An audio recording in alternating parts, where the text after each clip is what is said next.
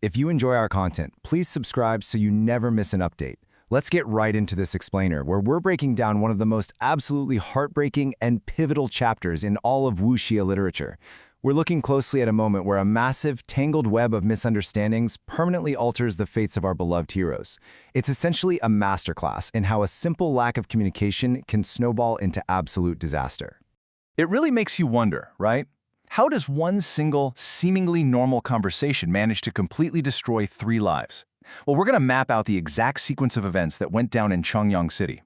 We'll analyze how this highly volatile mix of well-intentioned lies and deeply wounded pride results in some seriously devastating physical and psychological consequences. Because let's be clear, it's not just a fight, it's a full-on collision of alternate realities. To impartially understand this conflict without pointing fingers, we really have to talk about asymmetric information. Basically, neither Yang Guo nor Guo Fu actually knows the full truth of what the other has been through. They are operating on completely different sets of facts, which, honestly, makes a clash between them completely inevitable. And this disconnect is massive. On one side, you've got Yang Guo. He lies about marrying Guo Fu, but his intent is purely to stop the Wu brothers from fighting a fatal duel over her. He's actually trying to save lives. But on the flip side, Guo Fu only perceives the fallout. From her perspective, her reputation has been totally ruined, her unrequited feelings have been mocked, and Yang Guo has just publicly humiliated her. Now watch how fast their argument escalates. It's terrifying. It doesn't just start with swords drawn. First, it's a dispute over those marriage rumors. Then it spirals into these devastating accusations about Yang Guo trading a missing infant.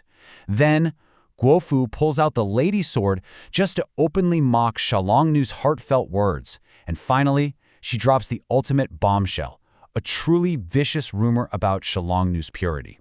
Yeah, Guo Fu throws the ultimate insult, saying a perfectly pure and chaste girl, yet she goes and has an affair with a stinking Taoist. That verbal blow right there, it pushes Yang Guo entirely over the edge. You gotta remember, he's already severely weakened by the lethal love flower poison coursing through his veins. But he's so desperate to defend his master's honor that his anger completely overrides his physical weakness, and he fiercely slaps Guo Fu across the face. And here is where the physical climax hits.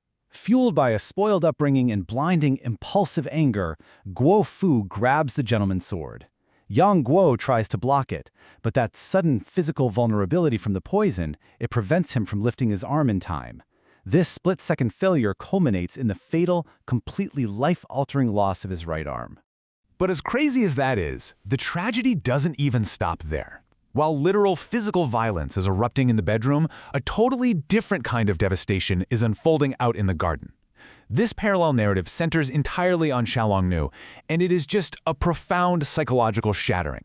By pure, agonizing chance, Xiangyang overhears the Quanzhen Taoists, Zhen Sibing and Zhao Jijing arguing in secret. And she hears these horrifying words straight from Zhen Sibing's mouth. This accidental eavesdropping reveals the devastating truth about what actually happened to her that night on Mount Zongnan. Just imagine her reaction to this. She suddenly realizes her attacker was Zhen Zibing, not Yang Guo. It completely shatters her reality. She instantly believes she's permanently impure and suddenly unworthy of the man she loves. She's just paralyzed by profound shock. What's so interesting structurally here is how the narrative slows way down to mirror her numbness, turning her from this formidable warrior into a devastated, silent shadow stalking her violators like a ghost. Terrified of Xiangyang's silent, unblinking pursuit, those two Taoists flee the city in a total panic. Their desperate escape sets off this wild chain reaction, leading them straight out of their own personal nightmare and right into a broader, much more dangerous political conflict. This whole sequence perfectly highlights how personal guilt just backs them right into a corner. They flee for hours, desperately steal Mongol military horses, and end up causing a massive brawl in a local tavern with Mongol officers. Ultimately, all this chaos means they are intercepted by the Golden Wheel monk, Jinlin Guoxi. So now, they have to rely on the enemies of their own people just to survive. So the really crucial point here is how these intense personal tragedies start bleeding into the geopolitical chessboard. Over at Kublai Khan's camp, we see these shifting, highly motivated factions. You've got the Quanzhen Taoists motivated by survival and cover-ups. The Mongol Empire is looking to neutralize threats. And then you have total wildcards like Zhou Batang just creating absolute chaos. The personal and the political are deeply intertwined now. When we drill down into that Quanzhong dynamic, there is a super stark contrast between the two culprits.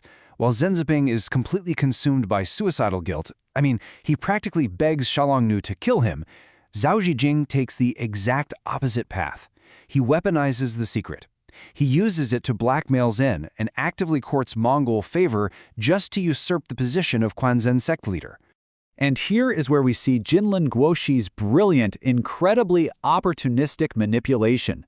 He quickly spots Zhao's ambition and promises to make him sect leader. So when the chaotic Zhou Botong steals the Khan's military banner, Guoxi doesn't just get angry, he plots to use that stolen banner to indebt Zhou Botong to Zhao Zhijing. He knows that installing a puppet like Zhao Zhijing at the head of the Quanzhen sect is way more valuable to the Mongol conquest than simply assassinating rival heroes. So, distilling all of this down, what are the core takeaways from this explainer? Well, asymmetric information is the ultimate catalyst here. Lies that are told to protect actually end up causing permanent physical damage. Profound shame completely prevents communication, destroying romance in its wake. And lastly, opportunistic villains are always going to be waiting in the wings to weaponize your personal tragedy for their own political gain. As we wrap up this explainer, I want to leave you with something to ponder.